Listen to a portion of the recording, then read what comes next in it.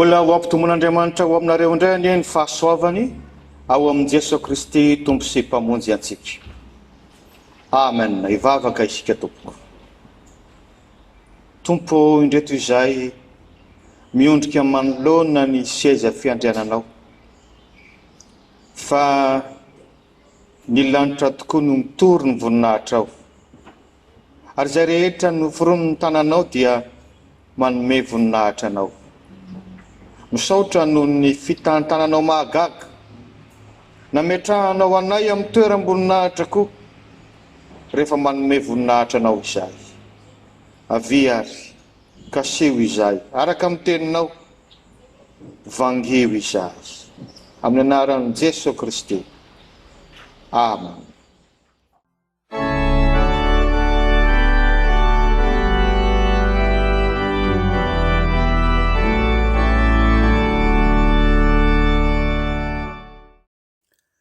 Salamo fahavalo, andininy voalohany ka hatramin'ny fahasivy. Vakina amin'ny anaran'ny Tompo. Jehovah Tomponay endre ny voninahitra ny anaranao amin'ny tany rehetra. Nataonao eny amin'ny lanitra ny voninahitra ao. Avy amin'ny vavan'ny ankizy madinika sy ny minono no nanorenanao hery no ny mpandrafy anao mba hampanginanao ny fahavalo sy izay tahamaly ratsy. Raha jereko ny lanitra ao, izay asan'ny ratsan-tananao sy ny volana mankitana izay noforoninao. Inona moa ny olona no ahatsiarovanao azy? Ary ny zanak'olombelona no hamanginao azy? Fa efa nataonao ambany kely no Andriamanitra izy, ary efa nosatroanao voninahitra sy fiandrianana. Efa nampanjakainao amin'ny asan'ny tananao izy. Ny zavatra rehetra dia efa nataonao eo ambanin'ny tongony, dia ny ondry amanosy sy ny omby rehetra ary ny bibidia koa, mba amin'ny voromanidina sy ny hazandrano any an-dranomasina izay mandeha amin'ny lalan-dranomasina. Jehovah Tomponay endre ny voninahitra ny anaranao amin'ny tany rehetra. Amen. Ray masino, manamasinanay amin'ny fahamarinana, ny teninao no fahamarinana. Amen.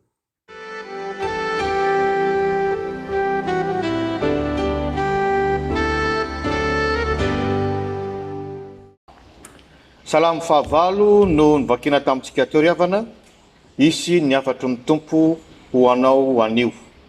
Nakana ny loha hevitra hoe voninahitra ifanomezana.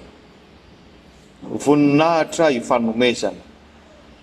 Ny salamo fahavalo izay nosoratan'i Davida ity dia salamo manome voninahitra an'Andriamanitra. Ary ny andininy voalohany sy ny andininy fasivy farany izay mamarana azy dia mitovy, mame izany voninahitra Andriamanitra izany. Io no salamo voalohany mideran'Andriamanitra, hira fiderana ao amin'ny bokin'ny salamo. Raha tsorina le hoe voninahitra ifanomezana dia izao. Rehefa manome voninahitra an'Andriamanitra isika, dia manome voninahitra antsika izy. Averiko, rehefa manome voninahitra an'Andriamanitra isika, dia manome voninahitra antsika kosa izy. Dia jerentsika amin'ny tapany voalohany ary, natao hanome voninahitra an'Andriamanitra isika.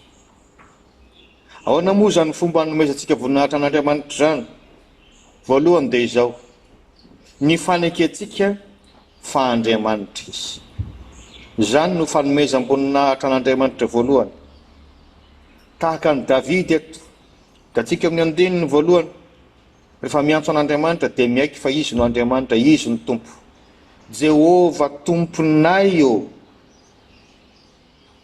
voninahitra ho an'Andriamanitra amin'ny fifandraisany amin'ny olombelona, ny antsoina azy hoe Jehovah, ny antsoina azy hoe Tompo.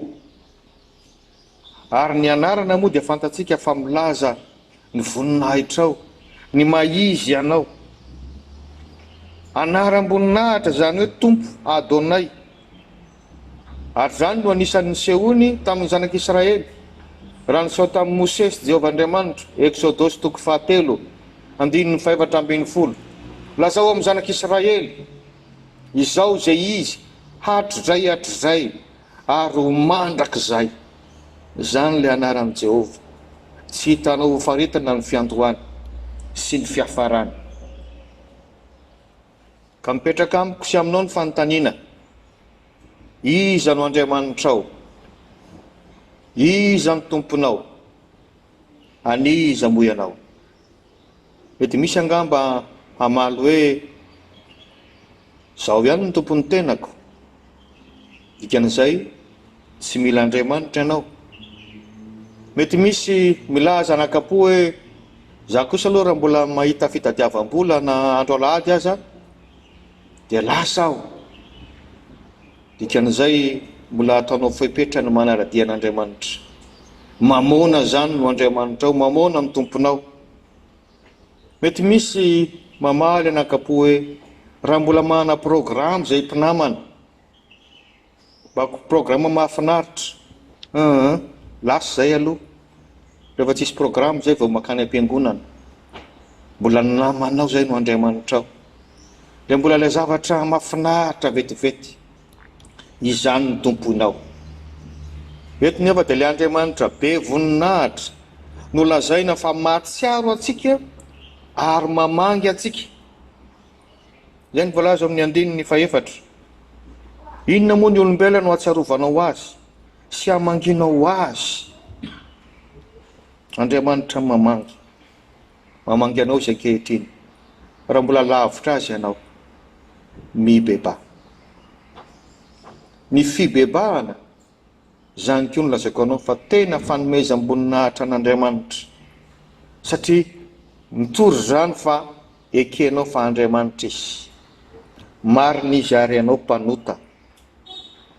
Miteraka fifalim-be sy fidiarana any an-danitra zany, araka amin'ny tenin'i Jesosy hoe lazaiko aminareo marina, isy fifaliana lehibe any an-danitra. Ny amin'ny mpanota iray izay mibebaka, na dia iray ihany azy. Ataovy zany ny fanomezam-boninahitra an'Andriamanitra. Ny manome voninahitra an'Andriamanitra faharoa, manaiky fa izy tokoa no tompony ny voninahitra. Izy no antom-posiny zao rehetra zao. Hoy Davida maiky amin'izany, endre ny voninahitra ny anaranao amin'ny tany rehetra, nataonao eny amin'ny lanitra ny voninahitra ao. Ia hoe ny anaran'Andriamanitra mitory ny voninahitra Andriamanitra. Mahasaro-piaro azy amin'ny didy 10 izay nampitondrainy amin'ny Mosesy, tsy navelany ho tonontononina foana izany anarany zany.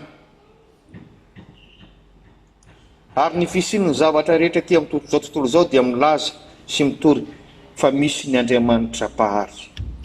Voarin'Andriamanitra isika rehetra. Ny voarin'Andriamanitra dia natao hideran'Andriamanitra. Efa nanamafy izany David amin'ny Salamo 120. Ny lanitra mitory ny voninahitra Andriamanitra, ny abakabaka manambara ny asan'ny tanany. Na tsy miteny ary isika izany, io vorona io misiotsika io, manome voninahitra an'Andriamanitra. Ny ala, ny teraka rivotra, ny ranomasina mirondrona, manome voninahitra an'Andriamanitra. Eny, ny vavan'ny ankizy madinika sy minono ny tenin'Andriamanitra voalaza eto, no androenan'Andriamanitra hery, andraisan'Andriamanitra voninahitra. Azo ataonao mahagaga zany fa raha misy olona anankiray mba navita namorona zavatra, na dia tsy mitovy amin'ny fomba famoronan'Andriamanitra aza, naforona fiara anankiray mitondra ny marika izay napetrany tao, mety mitovy amin'ny anaran'ilay mpamorona mihitsy aza angamba anaran'ilay fiara. Rehefa be mpividy, be mpitady ny fiara iny, izy mitombo voninahitra ilay namorona azy. Tahaka zany koa isika, nisy izay nahary antsika. Ny fisitsika fotsiny dia ampy tokony amin'ny voninahitra an'Andriamanitra. Ka ho iaho milaza aminao hoe lozano zany hoe ianao tsy manome voninahitra ny nahary anao. Tsy manaiky fa izy no nahary anao. Ny voninahitra Andriamanitra. Mazotoa mamonjy fiangonana, mamonjy fanompom-pivavahana. Tena lazaiko anao fa tombontsoa zany hoe mbola mahita fiangonana hivavahana ianao, mbola misy mpitondra fivavahana, mbola misy mpiara-mivavaka, mbola misy sampana sy fikambanana. Azonao mitombo amin'ny fahalalànan'i Kristy ary manome voninahitra an'Andriamanitra. Efa misy ihany ny toerana tsy misy an'izany, efa misy ihany ny toerana mandeha kilometatra maro vao mahita fingonana satria efa manomboka tsy tia vavaka ny olona. Ary arao toy ny fahasoavana ny voninahitra omen'Andriamanitra anao. Ny atao hoe manome voninahitra an'Andriamanitra fahatelo dia izao: manaiky fa izy ny tompon'ny fahalebiazana. Kely anie isika ny atrehan'Andriamanitra, kely anie isika ny anatrehan'izay rehetra noharian'Andriamanitra azy. Hoy Davida meka an'izany amin'ny andinin'ny fahatelo: raha jereko ny lanitrao izay asan'ny rasa-tananao, ny volana mankitina izay ny fironinao, fa inona moa ny olona no atsarovanao azy? Olombelona isika, raha tena amin'ny habeny jerena manoloana ny voary rehetra, ny galaksia atapitrisany izay mbola misy zavatra atapitrisany ao anatiny eo, tena kely sy bitika isika, kely sy bitika isika. Nijery ny kintana i Davida. Asanao raha mba nanao an'izany, efa mba nitraka ve anao dia mba nanisany kintana tazany masonao. Tazany masonao ihany, mety tena angambana hoe vitsivitsy. Fa ny mpandinika ny patience izay mba niezaka nandinika araka ny fahalalana, ny fitaovana izay nananany, dia tsy samy tompo-teny fantatra hoe zao marina no isan'ny kintana. Fa ny vina iomboran'izy ireo dia hoe 300 sextillions. Ina ny dikan'izany? 300 tapitrisa, dia mbola misy tapitrisa impito. Zany hoe lavitrisa nisan'ny kintana noharian'Andriamanitra. Mba firitsika amin'izany, betsaka noho nisan'ny olona maneran-tany zany tompo, betsaka lavitra dia lavitra. Ary mba ohatrany ahoana moa ny habetsika ity hoarina amin'ny kintana. Tokony hampieritreritra antsika izany. Ary izay mahatonga ny Davida miaikiny hoe raha mijery ny lanitra ao aho. Dia raha malala moa fa mbola be dia be ny tsy hitantsika amin'izany lanitra Andriamanitra, ny habakabaka no harian'Andriamanitra izany. Kely sy bitika isika, lehibe tsy azo refesin'Andriamanitra. Asa mieritreritra ny faninana amin'Andriamanitra izany isika, ny ampifilafilan'Andriamanitra izany isika. Anankiray amin'izay asa tanany fotsiny azy zany, raha tsy resaka afa-tsy ny kintana dia tsy fantatsika firy nisany. Tsy azo sika visavisainy, ohatry ny ahoana aizavo zany. Ny manaiky fa Andriamanitra izy, tompony voninahitra izy, mendrika tonony izy, izany no anjarantsika, izany no atao hoe manome voninahitra Andriamanitra.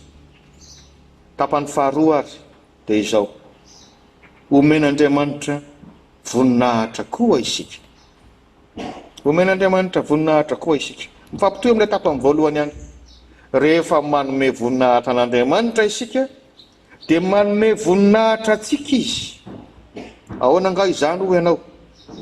Voalohany, apetraka Andriamanitra ho ambony ny zavaboary rehetra isika.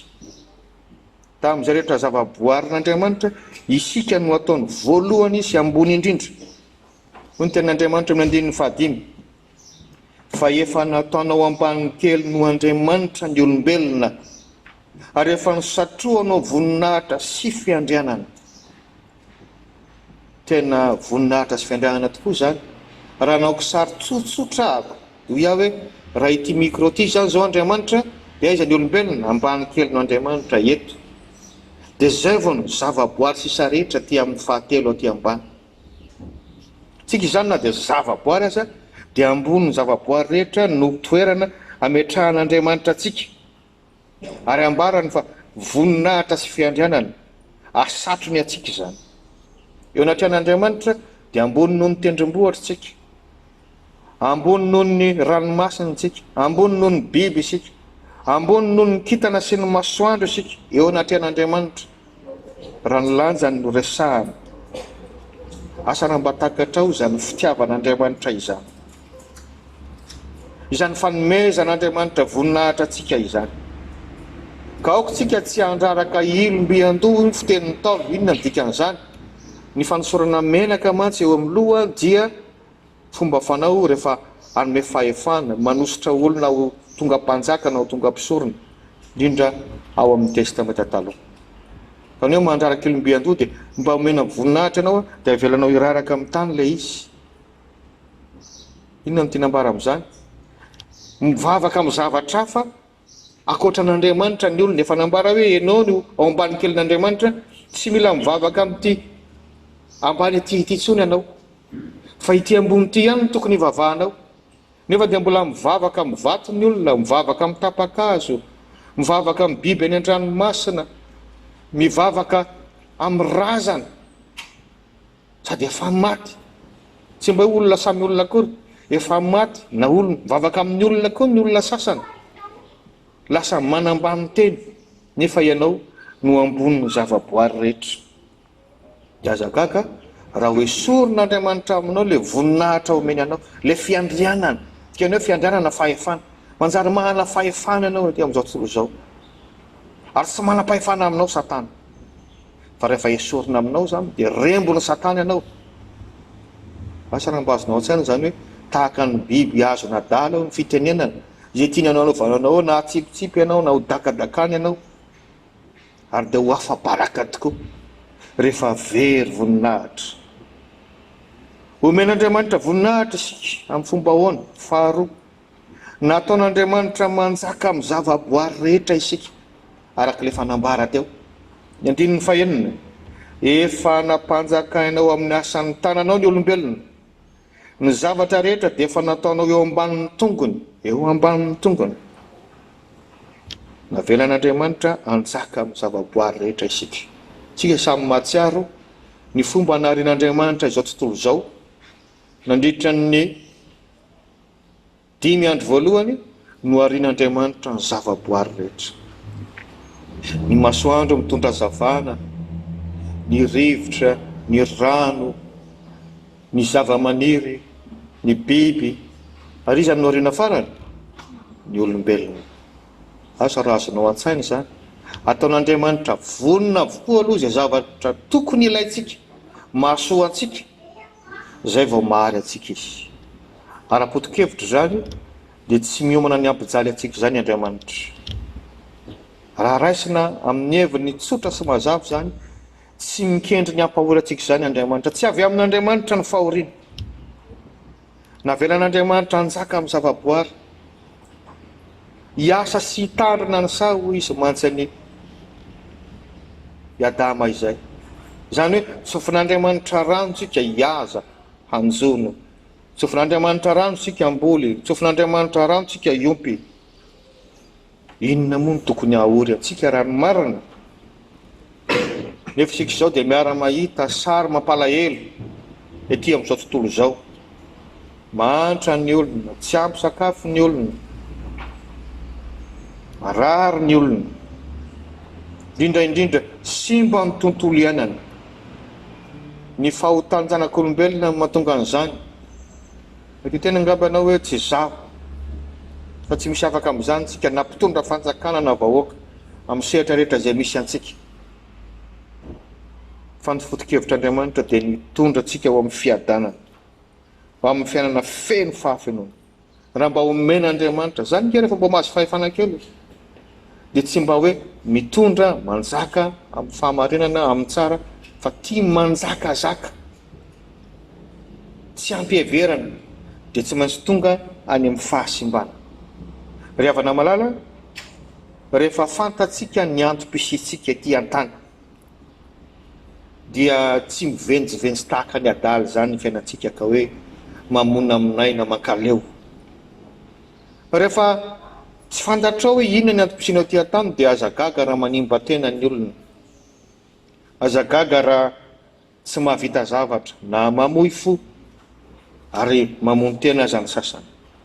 Mazava amin'ny tenin'Andriamanitra, ny antom-pisinao ety an-tany dia miankina amin'ilay nahary anao Andriamanitra. Ka ny antom-pisinao dia hanome voninahitra an'Andriamanitra.